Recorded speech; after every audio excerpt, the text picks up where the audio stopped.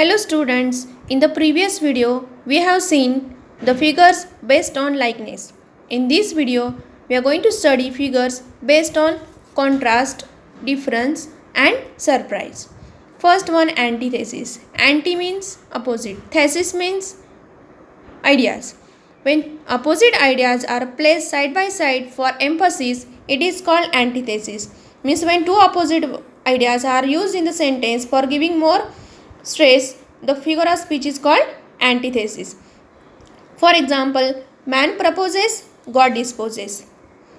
Here, proposes and disposes are two different ideas or two opposite ideas used in the sentence. So the figure of speech is antithesis. Explanation: two opposite ideas, proposes and disposes, are used.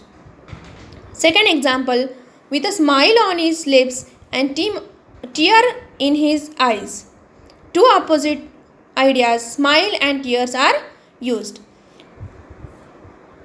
I want to know the dangers and wonders of the deep.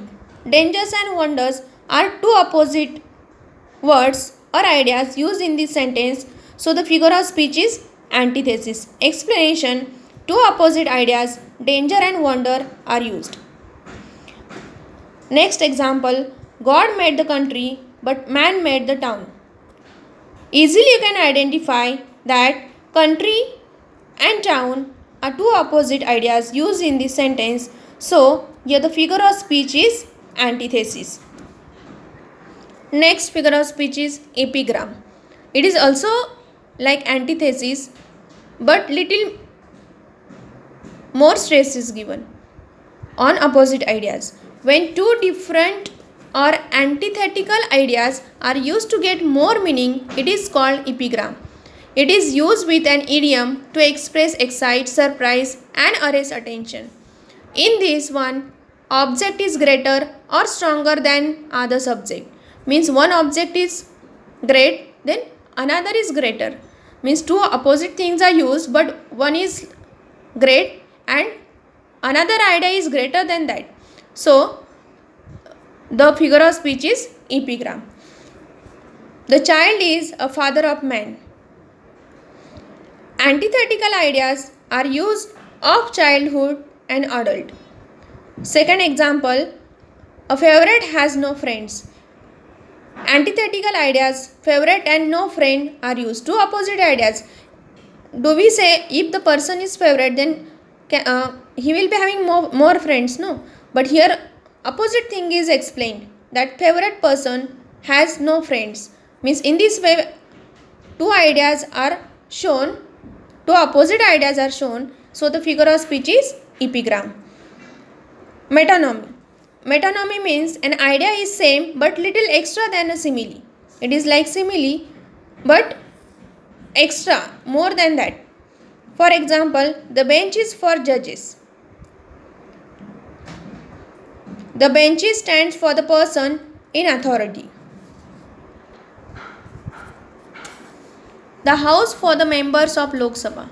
Your house is having two meanings. One means our house, another one is the house which stands for members of Lok Sabha. Here house stands for members of Lok Sabha. Here the two opposite words means opposite idea is only explained indirectly. So the figure of speech is